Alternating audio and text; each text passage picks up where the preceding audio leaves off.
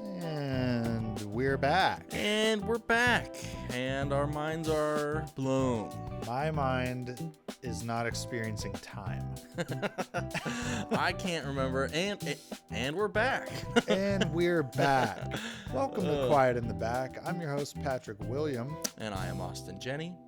And we are searching for a man named James or John G. There's definitely only one It's of them out there. either James or John. Or Jimmy. Or Sammy. I think I met him at a bar or something. Oh. I don't know. I don't do well with phones.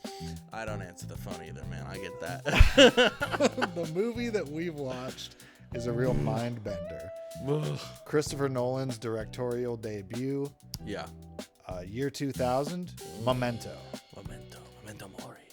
Memento amore, amare. I can't remember if I know Italian. Yeah. What a absolute banger for one. Unbelievably good movie. Yeah. So confusing. It is very creative. Yeah. So I think I saw this correctly. It's written by Jonathan Nolan, which is Chris Nolan's brother. I don't know if he's older or younger. Yeah. But brothers. So one wrote it, the other directed. Very cool, like, partnership to have as brothers. Yeah. For real. To work that well together and then produce this. Writing this movie is crazy. I just truly don't understand the depth of his brain. Yeah. I don't have that going on, sadly. Like, it's just not in there. It's just such a crazy concept. And then it's one of those things where, like, maybe conceptually, it's the kind of thing that you just have, like, with your friends, or maybe you're, like, doing blow on some night out and you're just like, what if we made a movie where the main character, like, can't remember anything and he's and he's, like, always tattooing himself and, like, has to keep... It's like a mystery movie, right? And it's like, it sounds crazy. It sounds like it's a bad movie. But then you sit down and try to write it. Yeah. And I don't know how long it took him to write this, but you sit down and try to write this movie and it's not going to be easy. No. It barely even works as a story. It's like, how do you tell that story? Yeah. Because the audience is going to see everything that's happening. And the character is going to forget, but the audience isn't going to forget. It's like, fuck it, we'll do it backwards. Yeah, so, like, you can almost see the conversation between, like, Jonathan and Chris, where John's like, I don't know, man, I'm writing this movie and it just doesn't work. And Chris is like, I've got it. We shoot it backwards. Yeah. The whole movie, it starts at the end and every single scene works backwards. It's the scene that takes place before the one you just watched. And that scene ends on the beginning of the next scene. Yeah, or before the previous scene. Yeah. Except for the black and white phone calls. Right. Those do progress a separate story. Well, they progress the beginning of the story. Yeah. Yeah. But yeah. So you're seeing two stories like juxtaposed together, and you don't realize what relationship they have to each other in time until the end of the movie. Yeah. And it's in black and white when he's on the phone in his hotel room at the beginning. And it's in color when he's sort of like doing his investigations. His detective work. Oh, man. So if anyone out there has not seen this movie, turn off this episode. Yeah. This is a major spoilers. Huge, gigantic spoilers. And come back to us when you're ready.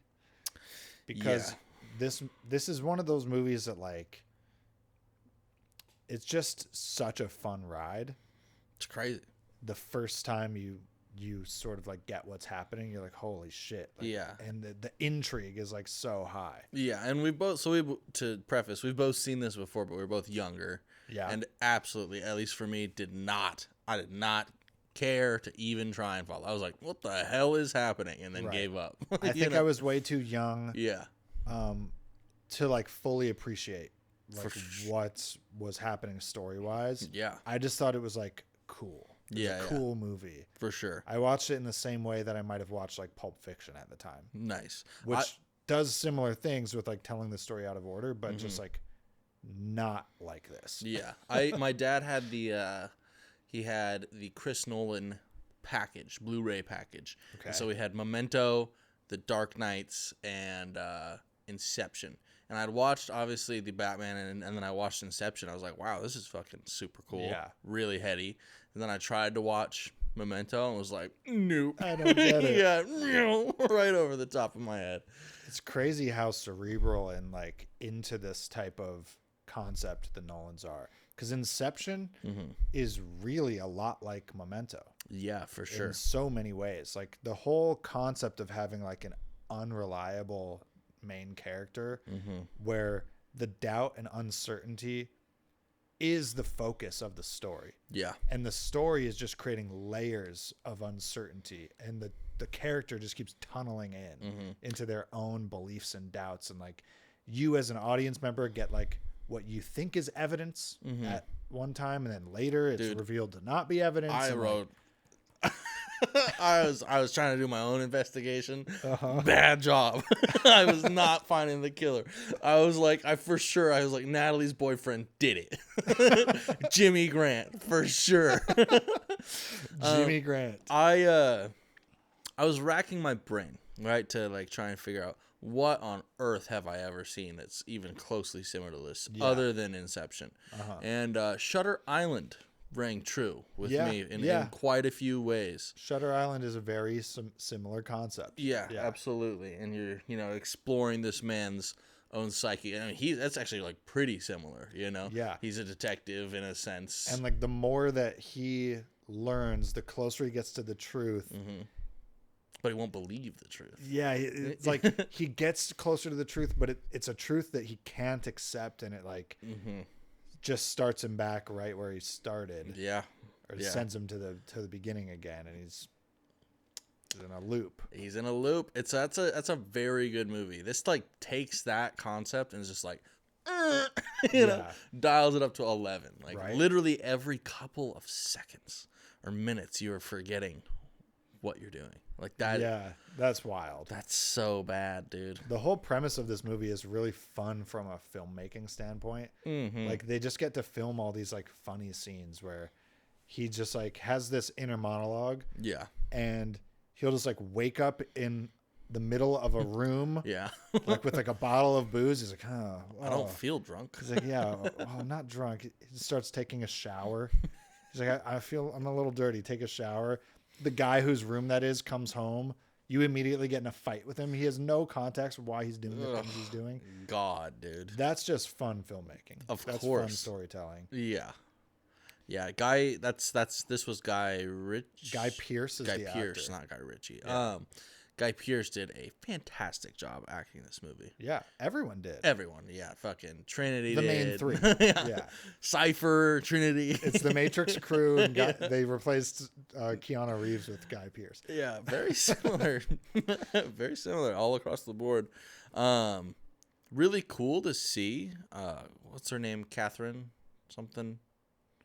Oh, his wife? No, Trinity. I can't remember. Carrie-Anne Moss. Carrie-Anne Moss. Really interesting to see her in a different role. I actually don't know if I've ever seen anything else. Like a normal person role. As non-Trinity. Killed it. Cypher killed it. He was great in this movie. Great, yeah. I hated him still. I was so distressful. Yeah. But it really seems like, in a lot of ways, he was his only friend. Literally the only person that was like, that had ever helped him. And was actually trustworthy to some degree. He was still lying to him. Yeah. But he was lying to him like in a way that is, I don't know, like giving him purpose. It's like lying to your kids about Santa or something. Yeah. It's like for their benefit. It's a healthy lie in a sense. Yeah. Yeah. The last thing I wrote was Teddy was actually helping him to find John G. before we figured out the very last bit. That's when I finally pieced it together, obviously. I pretty much told you. What an insane twist. I know. I just wasn't... Man, it's a bummer. The whole movie's a pretty, big bummer. It's a very sad movie wrapped up in so much cerebral like thriller. Right. But like the story itself is a terrible story. That's really sad. Yeah. So like, let's try to go through and actually just break down the plot of this movie without like mind-bending memory shit. Like what actually happens in this film? Because this dude's an insurance broker, right? Or he's an insurance fraud investigator. Yeah. And he has a wife, and his wife gets raped. And he's there for the attack, and he goes into the bathroom. He kills the one dude, assailant. Yep, and then gets hit in the head with the other dude. His wife survives. He has horrible short-term memory loss now, and then takes on the persona and like the actions of the Sammy Jarvis dude. Like that story happens to him. Yeah, where his wife slowly gets more and more disconnected and can't recognize him. So there's a real guy named Sammy like Jenkins or something like that. Yeah, Jenkins. Who has this condition, and it's a short-term memory failure. And throughout the course of the movie, the main character is like recounting the tale of Sammy Jenkins because he uses it to like center himself because that's what he has, and it's like it helps him understand. Yeah. But he's telling this story about Sammy Jenkins that by the end of the movie is revealed is not Sammy Jenkins' life story. Yes, he's assigned all of the stuff that has happened to him, the wife stuff, to Sammy Jenkins. Right. Which is interesting because that kind of makes the point that he remembers that. Right, and that it's like psychological, not physical, because that's what he was saying. Yeah. To be the case for Sammy Jenkins was he believed in, because he investigated him for his insurance, medical insurance, and he's like, I don't think this is a physical condition. Yeah, you should be able to learn, and he does. So that's really interesting. But yeah, so then eventually, his wife. But so what actually happens with his wife? Because in the fake story that he tells people about Sammy Jenkins, the wife believes that Sammy is lying about his inability to create memories. And she comes up with a test where she's going to turn back her watch after he gives her insulin and ask for it again, and then do it again and get a lethal dose. I think that's fully just what happened to his wife. To the main character? Yeah. So he did that to his wife? Yes. I don't think any of that happened to Sammy. Right. I don't know if Sammy's real. Well, John G talks about Sammy as being real, but just claims that all the details were. Are you sure he's not just talking? We don't even know the character's name, though. I think he might be Sammy. I think he's just Sammy. That could be interesting. I think that someone calls him Sammy in the movie. Or they don't call him Sammy. They say Sammy. Yeah. Yeah. Jimmy does. Yeah. And he's like, why'd you just say that? Yeah. But then he dies. I think he's Sammy. I think his name is Sammy Jenkins. Okay. Yeah. His name is Sammy Jenkins, and he's had like a schizophrenic break. He's separated his own experiences from his self because of the trauma of killing his wife. Probably. He can't accept that he did that. Yeah. And maybe he doesn't even, it's been like so convoluted now in his head that he probably doesn't, he has no memory of that. Because of conditioning. Yeah. So essentially I think that he does what Sammy Jenkins does, or Jenkins, or whatever. So his wife tricks him into killing her as a love test. Yes. Or like as a memory test, which he fails and kills his wife. And then he develops this obsession with finding the dude who raped her. Right. And because that'll like bring him some sort of revenge, some sort of peace after his wife is dead. And because when he kills the assailant of his wife, he also gets attacked by a second person. Exactly. That's who there was two. Slams him in the head. Yeah. He believes. I mean, I don't know what to believe. I think that that's true. You think there was a second person? Yeah, I believe what Teddy said about them hunting him down together after 1 year. And, yes. Okay, so he goes on sort of like the hunt with this cop, the main cop who's assigned to his case. Yeah, the only one that believed him out of the other cops. Whose name is John Gamble. Yeah. and aka John G. Yeah, also goes by Teddy. Yeah, his name Teddy is his undercover name, I think. Yeah, something like and that. He also said his mom called him Teddy when he was young. Yeah. So John G, detective, helps the man who we're gonna call Sammy Jenkins from now on. John G helps Sammy Jenkins track down the second rapist of his wife and allows him to take vigilante justice. Yeah, lets him kill him, takes the picture. Yeah. But then Sammy forgets. Yes. And so he does it again. And this time, the second time, he is trying to make some money off of it. Yeah, so he's setting up a scenario where he is using Sammy, his drive to kill. Yeah, to kill Jimmy Grants. He targets a local drug dealer and sets it up so that Simon will kill Jimmy and then they can split the money. Or maybe he was just going to take all the money, but he says he was going to split it when he gets caught. Yeah. But yeah, and then but this is the twist. Yeah. When that happens, Sammy becomes aware of what just happened. And then John G reveals to him the truth about how we've already killed the killer. Yes. And I've just been leading you around. Yes. And that's when he writes on the note or on the picture, don't believe his lies. Yeah. Because he's choosing. Right. Yeah. Because John says to him, he's like, what's the harm in believing in a little lie to be happy? He's like, I have been feeding you a little lie because it's what you need to keep going because you're like this way. You have a condition. And so he gets all butthurt about it. He's like, I'll show you how to live a lie. And he writes down all the information of John G. Yeah. And as John Gamble. As John Gamble. And writes on his Polaroid, don't believe his lies. Yeah. And then we see the relationship with Natalie and all that shit. The movie starts... I guess that was still before. That was still going on. Before, because he had just killed Jimmy. Yeah. But the movie starts at the end when Sammy is finding John G. After setting himself on a wild goose chase to find John G. Yeah. And he kills him at the beginning of the movie.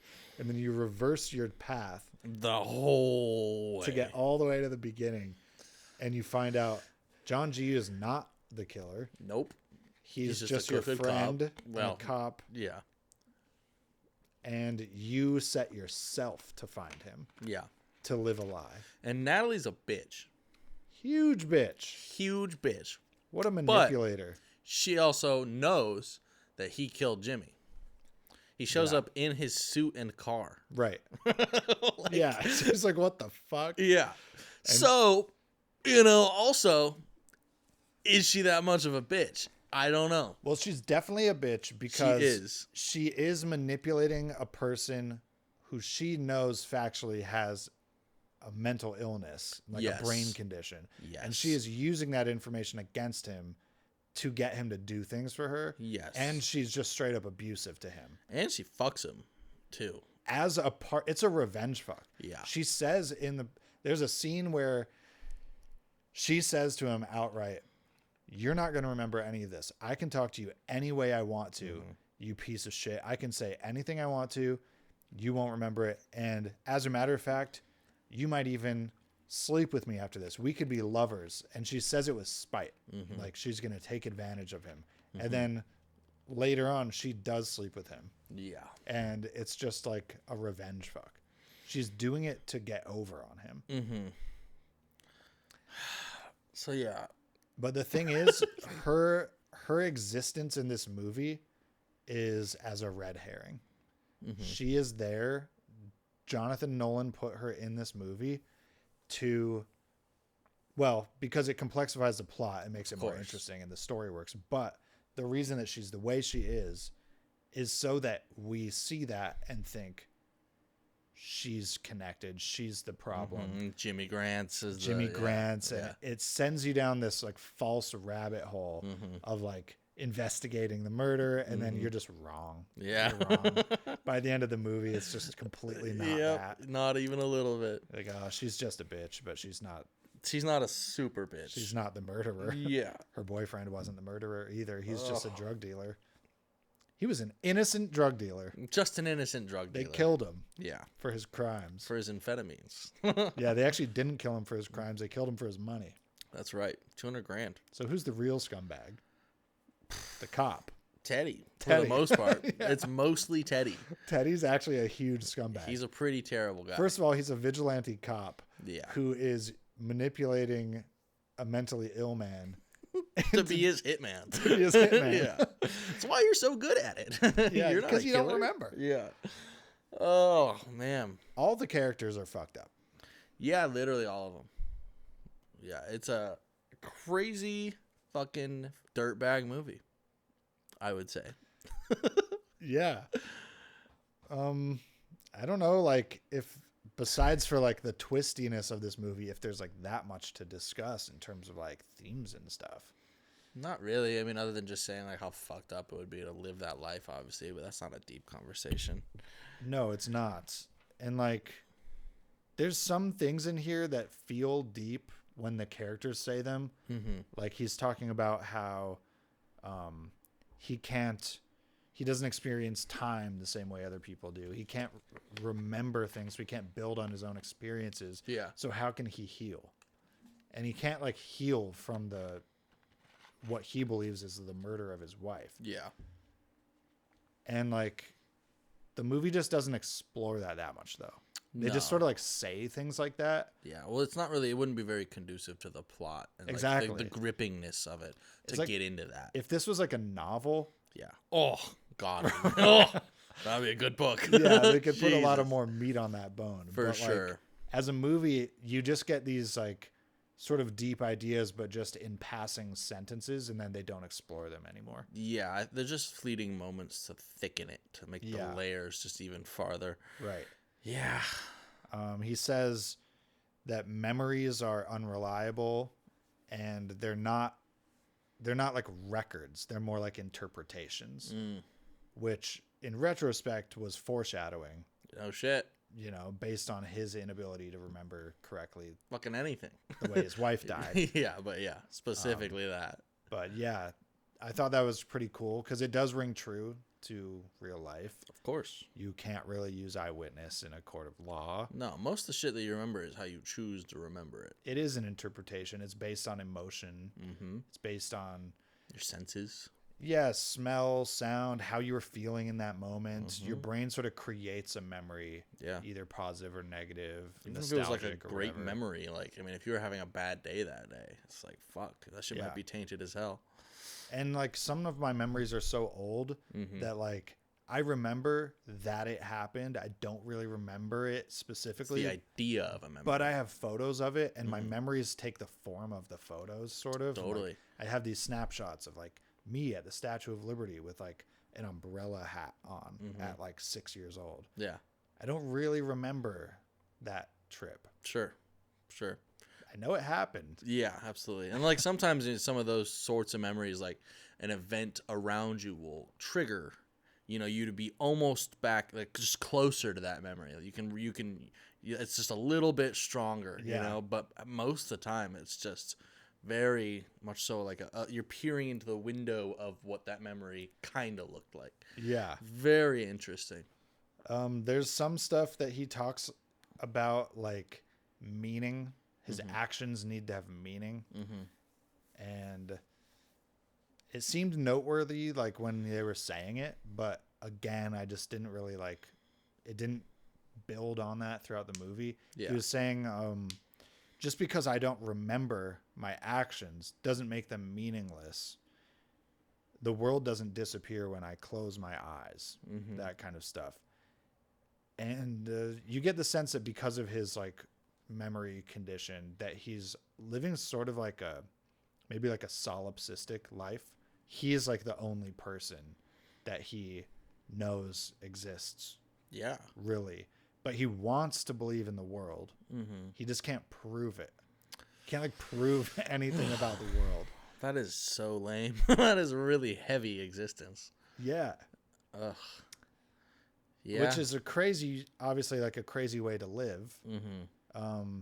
Maybe like epistemologically, there's some merit to that. That's sort of what like Rene Descartes was struggling with, where he wrote, I think, therefore I am. That's from a book called The Meditations, and it was him attempting to prove that he could know anything outside of himself. And ultimately it was his way of like proving in air quotes that God exists. Yeah. But all those old guys were like always trying to prove God exists. Of course. But what else was there to do? He starts from a place of doubt, and he says like, I doubt, therefore I think, therefore I am. Because he was trying to figure out like, can I doubt my own existence? Yeah. And that's like the one thing you can't doubt. Yeah, because you're the one doubting it. Yeah. Right. But he has this whole like thought experiment about like not being able to trust your senses. It's just sensory information is just information. But you could, for all you know, you could just be a brain in a vat. And the vat could be getting like electrochemical stimulation. And you could be having the experiences of a life, but you're not actually. Yeah, like, it's your whole all life just is a lie. Chemical synthesis and such. It's like the Matrix concept. Rene Descartes did it before the Matrix, and Plato did it before Descartes. But everybody's been wrestling with this idea of like, how can you prove the world is real? Not really, right? Maybe, but it just comes down to like, what difference does it make? Well, it doesn't make any difference. Exactly. Really. There's this quote that like, I remember from college that one of my professors always used to say this: a difference that makes no difference is no difference at all. Right. So you can have some sort of like intellectualized difference. It's like, well, in this version of reality, I'm in a matrix. In this version of reality, I'm real. Okay, but do you have experiences that are equivalent in both realities? Then there's no difference. Yeah. There's no difference if it's not a meaningful difference that actually affects your life. I mean, it's like the exact same thing with whether or not we're in a simulation. It's just on this level. Same thing. It's the exact same thing. Yeah. There's a classic story about these two philosophers. This German guy, Ludwig Wittgenstein, used to host these dinner parties of philosophers who'd get prestigious philosophers, and they'd come to his mansion and they would discuss the current events of the discipline. And he was someone who was attending his like dinner party was really hung up on like not being able to prove that life is real or that the world is real. And the story goes that Wittgenstein just beat him with his cane. It was like, is this real? Like, where's your doubt? Like, do you have time to doubt the world when I'm beating you with my cane? Between the strokes of my cane. And in it's crass, but in a real way, that is kind of all the argument you need to make. Like, pretty much, yeah. Someone else imposing their will on you like that? What is there to doubt if you are being like bashed by another person? Like, you're here. You're with me. Wake up. In this together. So like, no matter what, you're taking this cane. Other people are kind of like all the proof you need for them. Yeah. Pretty much, unless you're just two in your head, If you really believe that all other people are like being fabricated by the power of your mind. Yeah. That's pretty narcissistic. Oh, yeah. That's kind of a God complex. Well, it's solipsistic. It's like, I am the universe. Yeah. I am God. But I don't think that's what they're talking about here. No. So they say quotes like that, but then they never go anywhere. And I just don't know, like, if the Nolan brothers like bother, maybe there's like a version of this story with like a lot more in it that they just couldn't fit into the film. I wouldn't be surprised. Yeah. A little more meaning. And it's also cool to say cryptic shit. Yeah. Like it's just edgy. It's just like gets you thinking. It does. Yeah. Especially in the moment, you're like, oh, fuck. Why did he say that? Yeah. It's red herrings. One thing I thought was really cool was the first shot of this film is a hand holding a Polaroid. Yeah. And it's a really slow, like long lasting shot. And it's very still at first. and slowly like the Polaroid starts fading, and you see the hand shaking it, and every few seconds it's like getting more and more faded, and it takes a little bit of time for it to sort of sink in what you're watching, but you realize that they filmed it, and then what you're watching is the reversed film of a Polaroid undeveloping, which sets the tone for the entire movie because very much so. It's a perfect visual symbol for what you're about to see. Yeah, and then that like, slowly creeps into like him being shot and the blood going back into him and him loading the gun. Yeah, very, very cool way to start a movie. The shot itself is going backwards, but then the story is also going backwards. Very cool. Yeah, that's very like artistic. Like Christopher Nolan is a badass director. Dude, he's just so good. I am so excited for Odysseus, dude. Yeah. So excited. We got to see Odysseus in theaters. I would love to. Did you watch Napoleon? No. It was good. Was that Nolan? Yeah. Oh. Yeah, I think so. If not, he very much so produced it, but I'm pretty sure that he did. I've definitely got gaps in my Nolan filmography. No, that was Ridley Scott. Okay. I think. Fuck. We're live. I can't check. He did it's computer work. What? Interstellar, Inception. Yeah. The Dark Knight. Yeah. Memento. Yeah. What am I missing? I have it up. I know I'm missing something. Because there was a decent chunk of time between Memento, which was 2000, and Dark Knight, which was what, like 2000? I was thinking of Oppenheimer. He did Oppenheimer. Oh, okay. Chris I haven't Nolan. seen Oppenheimer. What are you talking about? You haven't seen Oppenheimer? I haven't seen Oppenheimer. Dude, man. what? It's some of the best 3 hours of your life. It is so fucking good. Right, I watched it in theaters twice, bro. We'll swap out one of your December movies. No. That's producer credits. Director previous. Oh, he did quite a few. Wow. So this is a directorial debut. Previous to this, he had done 4 shorts and then like a weird short movie, this black and white movie called Following. That was like an hour long. I've seen Following. Yeah? That's I Chris watched Nolan. that in film class. Yeah. I took a film class at Santa Barbara City College, and we watched Following. Holy shit. That's Chris Nolan. I just remembered that. Yeah.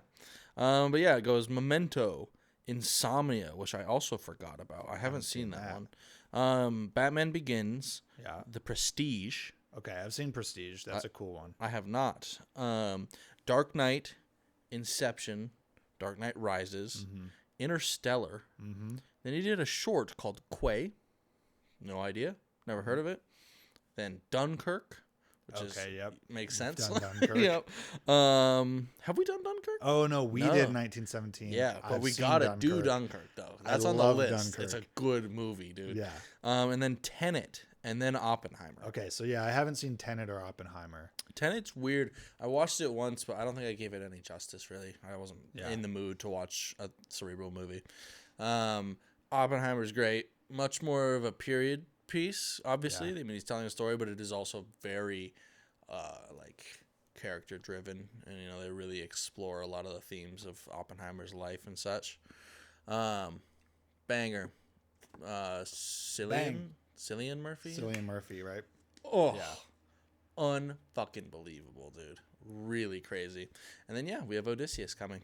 Odysseus. Yeah. Or is it just called The Odyssey? One of the two. Yeah, probably The Odyssey. Yeah. The casting on that was crazy. I can't remember who's in it, but I remember reading the cast list, and it's like all A-listers. Like bangers, dude. Yeah, big people. Big people. Yeah, the best people, biggest people. Huge. Fucking, yeah, man. He's a fantastic director. He's got to be up there, at least in my top, 15, for sure. How would you rate Memento? That is a hard question. I've been thinking about it this whole conversation, and I don't know. Yeah, right? I think there's a lot of aspects of this that bring out the 10 in me. Quite a few. Yeah, for sure. But at the same time, I don't know if I can commit to a 10 for this movie. I think it's just a little not like... It's a very interesting and fun and exciting watch, and it thrilled me the whole time, but it's not very deep. Right. It didn't really get me thinking. It's just like in the moment, you're like, whoa. it gets you raveled up in the mystery. Very much so. And it's got a great twist and a great premise, cool story setup, but it does lack philosophical depth. It lacks there's no message. There's nothing that you walk away from this movie carrying with you. Yeah, it doesn't really kick me in the ass like I want it to. All I carry away from this movie is man, it would suck to have a memory problem. Yeah, that and amazing filmmaking across the board. That too. It's so with that combination, I think this is a nice solid 9. Yeah. I think it's a rock solid, great fucking movie. Yeah. Love it. But I think it's a 9. I think the acting is phenomenal, the directing phenomenal, the artistic choices of the way everything's presented and filmed. It's a beautiful movie visually. I love the tone and it's almost like a quiet kind of a movie. It's sort of somber and quiet, but I just love the tone. Kind of reminds me of Pig in a way. Mm-hmm. But yeah, it can't get to the 10 spot because it doesn't have that sort of oomph, that takeaway. That's exactly how I'm feeling, man. Yeah. Yeah. And I don't even necessarily think it needs that to tell this story, I think it's pretty damn near perfect at telling this story within the confines of it. I just don't know how a movie like this could get a 10. We need to watch, and I just remembered this goes into the category of Memento, of Shutter Island, Inception. There's a movie starring Philip Seymour Hoffman and Meryl Streep called Doubt. Oh, cool. And that movie does what this movie fails to do, which is deliver on the sort of ideology, message, the takeaway. Predicting a 10 this early? I'm just saying it's a possibility, and it delivers in the same basic. It's another one of those movies where you have two competing narratives and unreliable narrators, and you, the audience member, are doing the investigation along with the characters, and by the end, you have to make an assessment of what you've seen.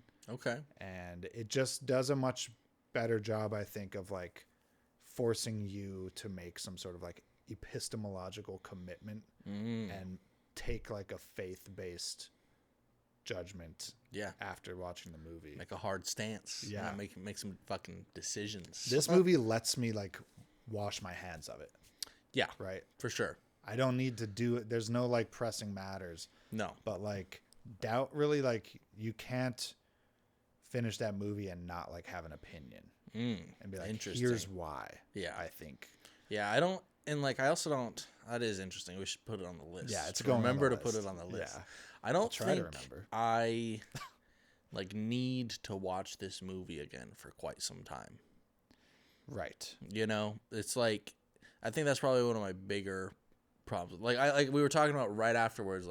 Let's go watch the beginning again just to see. But then it's well, I actually kind of understand. You kind of thought about it first. It's really ironic that you say that. Yeah. And I do agree with it. But this just drives home the irony for me. In this movie, he has a conversation with his wife, and she's reading the same book for the 20th time. And he says, I always thought that the value of reading a book was in finding out what comes next. Yeah. And she goes, no, that's not why I read. I just really enjoy this process. I just like the book. Yeah. Will you just let me read in peace? Yeah. And that's obviously commentary on the value of this movie. For sure. I mean, especially with a movie like this. It's the first watch is, you're just chasing that rabbit the whole time. You're oh my God, what's happening? Yeah. The second watch, you're getting a lot of details sure. out of it that you didn't get the first watch. Sure. So you're still chasing that sort of high of like unraveling the mystery. Mm-hmm. But if you're going to watch this movie a third, fourth, fifth time, yeah. and this is like your favorite movie, you're losing all sense of what actually started this movie being great, mm-hmm. which is the unraveling, the mystery. Yeah. When it's fully unraveled and then you just go back to it anyways, mm-hmm. what does that experience become like? I would not trust someone that told me this was their favorite movie. I would think that you're a psychopath. Maybe they have memory problems. Honestly, it's just a new movie every time. For the first time, every time. Like, I can't believe that twist. Oh, fuck, dude. be crazy. Oh, yeah, man. Well, sweet. That's all I got on this one, bud. For sure, dude. This was an absolute crazy banger. We appreciate you watching us to the end. Please share with your friends and family. Give us a like, give us a subscribe, Yeah. Review 5 stars. Yeah. Comment on why this is your favorite movie, and is this the first time you've watched it? And make sure you go ahead and unsubscribe from all your other podcasts. That's Do right. that for me as a personal favor. That's probably the most important takeaway from the whole show.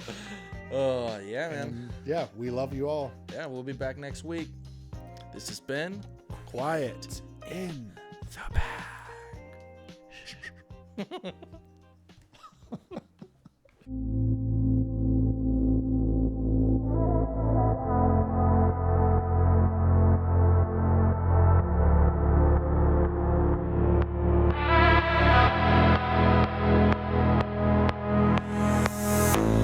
Let's talk face to face. I'm not good with phones. I can't remember who I'm with or if I'm alone. Let's solve a crime and write down all the clues. I won't remember, so I gotta get some tattoos. I'm like a goldfish, and I'm not good with phones. I can't remember pretty women, even if we bone. I'm gonna sabotage my own investigation, because I learned the truth and didn't like the sensation. His name is John, or maybe Jim, it could be James, could be her or him, I just don't know, I can't remember. I must be talking on the phone again.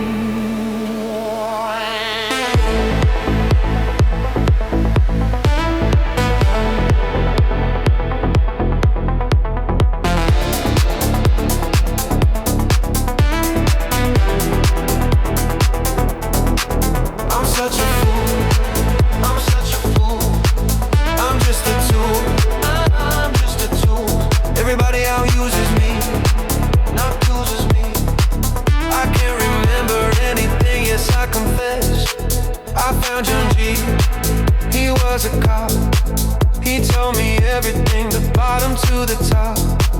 I've got the scoop, I get the gist. Finally I see the light come through the mist, but I don't like it, so I delete.